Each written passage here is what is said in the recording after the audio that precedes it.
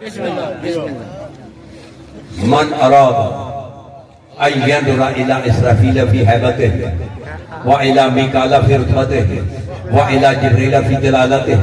والى آدم فی صلبه والى نوح فی خشیته والى ابراہیم فی خلته والى یعقوب فی حضنه والى یوسف فی جماله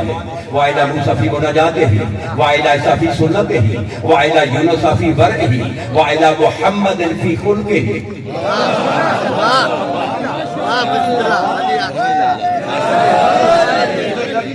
حدیث شروع کی، کہا جو تم میں سے اسرافیل کی صورت نہیں، اسرافیل کی صورت تو نہیں دیکھ سکتا، جو اسرافیل کی سیرت دیکھنا چاہے، میکائیل کا رتبہ دیکھنا چاہے، جبرائیل کی جلالت دیکھنا چاہے، آدم کی سلام کی ایمان دیکھنا چاہے، نوح کا خدا سے ڈرنا دیکھنا چاہے، ابراہیم کی خلت دیکھنا چاہے، یعقوب کو حضور و بنات دیکھنا چاہے، یوسف کو حضور و جماعت دیکھنا چاہے، موسیٰ کی مناجات الہی دیکھنا چاہے، عیسیٰ کی سنت دیکھنا چاہے۔ پیچھے والے میرے ساتھ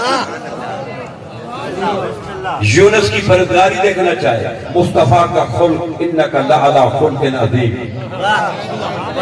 کہتا ہے یہاں انتظام کر دیتا۔